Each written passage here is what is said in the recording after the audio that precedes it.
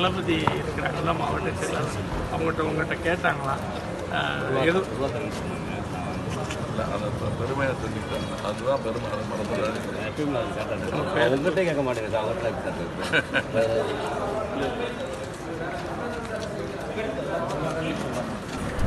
Welcome to யாவரும் கேளீர். நான் உங்கள் பத்ரி பேசுகிறேன். நேத்திக்கு நம்மவர் உலகநாயகன் கமல்ஹாசன் மதுரையில் பிரச்சாரம் பண்ணார். பிரம்மாண்டமான மக்கள் கூட்டம்.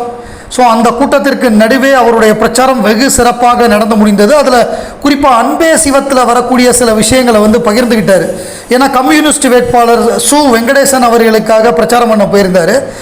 சு வெங்கடேசன் ஒரு எழுத்தாளரும் கூட, சாகித்ய அகாடமி விருதெல்லாம் வாங்கியிருக்காரு. அப்படிப்பட்ட எழுத்தாளர், காவல் கோட்டம்லாம் எழுதியவர்.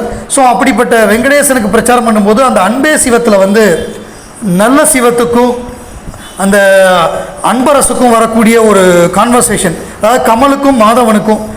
அப்போ அவர் சொல்லுவார், கம்யூனிசங்கிறீங்களே, அதான் ரஷ்யா துண்டு துண்டாக போயிடுச்சு, என்ன கம்யூனிசம் அப்படின்னு கேட்பார். அதுக்கு கமல் பதில் சொல்லுவார், மிஸ்டர் ரோமியோ, இப்போ தாஜ்மஹால் இடிஞ்சு போச்சு அப்படின்னா நீங்கள் லவ் பண்ணுறதை விட்டுருவீங்களா? காதல் மாதிரி கம்யூனிசம்ங்கிறது ஒரு உணர்வு அப்படின்னு சொல்லுவார். ஸோ அதை சொன்னார். அதே மாதிரி முதல் சுதந்திர போராட்டம் சிப்பாய் கழகம்னு சொல்லுவாங்க. அதாவது 1857, ஸோ சிப்பாய் மியூட்டினின்னு சொல்லுவாங்க. அதற்கு 100 ஆண்டுகளுக்கு முன்பே மருதநாயகம் கான் சாஹிப் அவர் பிரிட்டிஷுக்கு எதிராக போராடினார். அந்த சரித்திரம் மறைக்கப்பட்டிருக்கிறது. மதுரையில் கூட கான் சாஹிப் தெரு இருக்குது அப்படின்னு சொல்லி மதுரையிலேருந்து தான் போராடினார் அப்படின்னு சொல்லி அவர் மதுரையை நினைவுபடுத்தி அவர் பல்வேறு விஷயங்களை தன்னுடைய பிரச்சாரத்தில் சொன்னார். மிக பயங்கரமான கூட்டம். அதில் குறிப்பாக மதுரை திமுக செயலாளர், மாவட்ட செயலாளர், அமைச்சர் தளபதி, மூர்த்தி, இவங்கெல்லாம். ஸோ மூர்த்தி தான் மினிஸ்ட்ரு, தளபதி மாவட்ட செயலாளர். மூர்த்தி என்ன சொல்லியிருக்காருன்னா, உங்கள் மக்கள் நீதி மையத்துடைய மாவட்ட செயலாளர் அழகர், அவர்கிட்ட எலெக்ஷனுக்கு செலவுக்கு பணம் வாங்கிக்கங்கன்னு சொன்னேன், கடைசி வரை வாங்கிக்கவே மாட்டேன்ட்டாரு அப்படின்னு சொல்லியிருக்காங்க. அதை கமல் சார் அழகர் வந்திருந்தார்.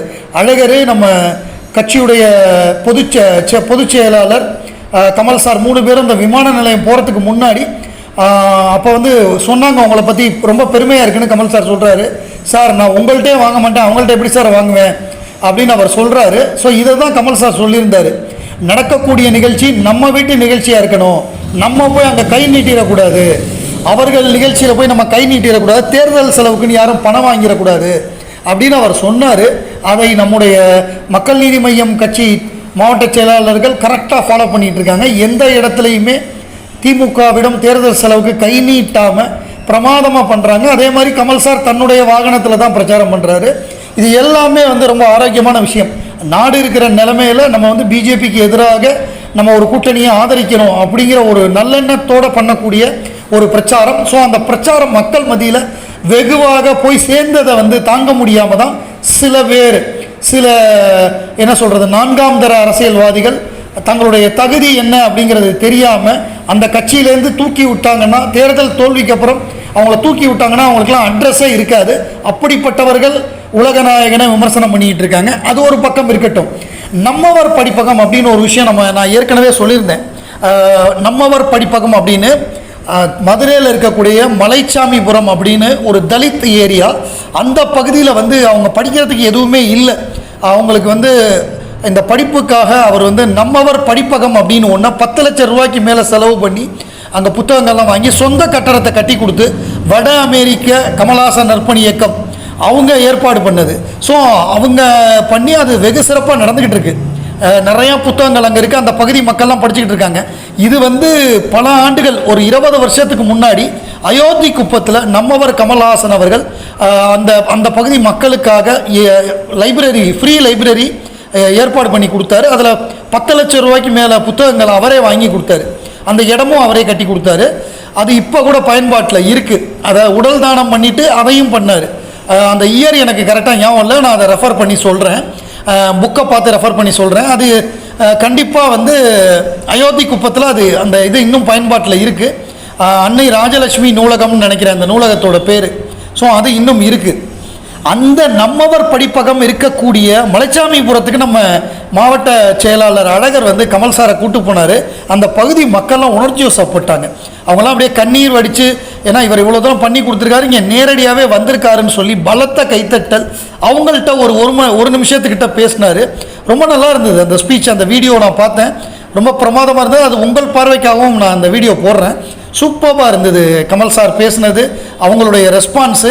அந்த பகுதியில் உள்ள குழந்தைகளோடு அவர் உட்காந்து அவங்களோட படம் எடுத்துக்கிட்டு அவங்களுக்கு ஆட்டோகிராஃப் போட்டு கொடுத்து அடுத்த தலைமுறையினரோடு அவர் உரையாடினார்.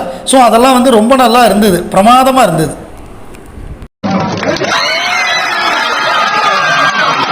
இங்கே உங்களுக்கு உதவி செய்த வட அமெரிக்க நண்பர்கள் அங்க உட்கார்ந்து கண் கலக்கிட்டு இருக்காங்க. ஆனந்த கண்ணீர் இந்த ஜூம்ல பார்த்தாலே தெரியுது, அவங்களுக்கு எல்லாம் உணர்ச்சி போல உட்கார்ந்து இருக்காங்க.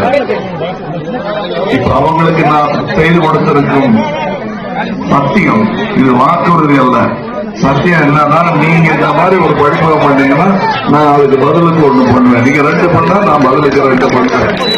இடத்தை எது எதுன்னு கேட்டு பல ஊர்கள் இருக்கு தமிழகத்தில். இந்த மாதிரி அந்த ஊர்களில் எல்லாம் படிப்பகம் அமைக்க வேண்டும். எனக்கு எத்தனை வயசாச்சோ அத்தனை படிப்பகங்கள் இருக்க வேண்டும். இதுதான் என் கணக்கு. உங்க கணக்கு என்னன்னு போட்டி போட்டு பார்த்துடலாம், மல்லு கட்டலாம். வாருங்கள், நல்ல ஆரோக்கியமான போட்டி இது நான் வட அமெரிக்க நண்பர்களுக்கு மட்டும் வைக்கல, எங்கள் நற்பணி இயக்கத்தின் நண்பர்கள், கமல் பண்பாட்டு மையம் அனைவருக்கும் வைக்கிறேன்.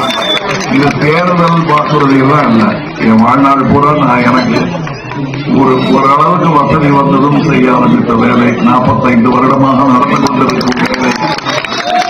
அதன் பேசிதான் இங்க வந்து ஒன்றும் பேசிடாதீங்கன்னாங்க. என் மக்களுடன் பேசுவதற்கு எந்த காலத்திலும் எனக்கு தடை விதிக்க முடியாது.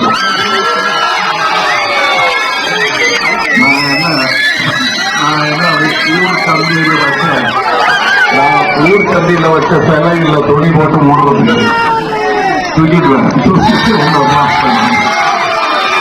சிலை விலகினால்தான் என் நாட்டமே ஆரம்பிக்கிறோம். அதை எந்த சிலைக்கு நான் ஒத்துக்க மாட்டேன். நன்றி, வணக்கம்.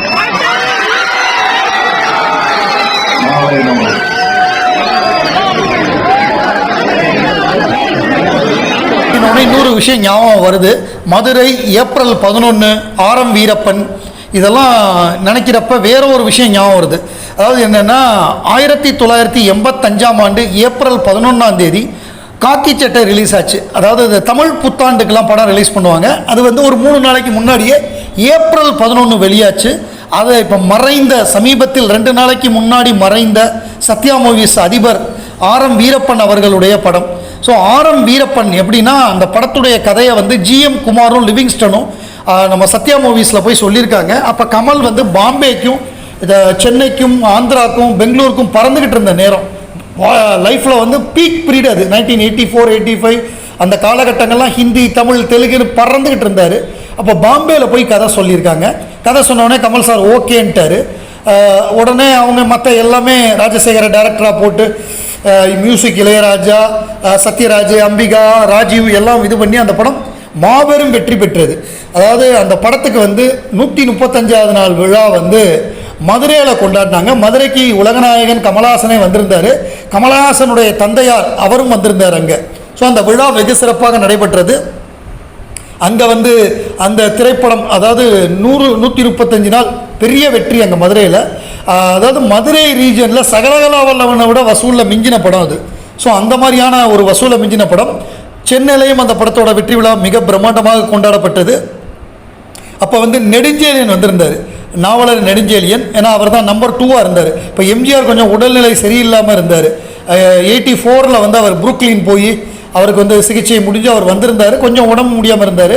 அப்போ வந்து அதனால் நெடுஞ்செழியன் வந்து அந்த விழாவை சிறப்பித்தார். ஏன்னா ஆரம் வீரப்பனே ஒரு அமைச்சர் அந்த இதில் 1984. அப்போ ஸோ அந்த மாதிரி இருந்தது. அதுக்கப்புறம் 84 அவர் மினிஸ்டர் இல்லை, 85 அவர் மினிஸ்டர் இல்லைன்னு நினைக்கிறேன். அதுக்கப்புறம் ஒரு இடைத்தேர்தல் நடந்து திருநெல்வேலியில் அப்போ ஜெயிச்சார் அவர். அதாவது அந்த சம்சாரம் அது மின்சாரம் படம் அந்த காலகட்டம். அந்த படம் நடக்கிறப்ப நடுவில் அந்த ஸ்லைடு போட்டாங்க, ஆரம் வீரப்பன் மாபெரும் வெற்றி. ஒரு இடைத்தேர்தல் நடந்தது திருநெல்வேலியில்னு நினைக்கிறேன். கரெக்டாக ஞாபகம் இல்லை. அந்த காலகட்டம் ஆமாம், அப்போ அந்த மாதிரி ஒரு எலெக்ஷன் நடந்து அதில் ஜெயிச்சு அவருக்கு மந்திரி பதவி கொடுத்தாங்கன்னு நினைக்கிறேன். அந்த மாதிரி அமைஞ்சுது. ஸோ அந்த விழா வந்து வெகு சிறப்பாக மதுரையில் நடந்தது.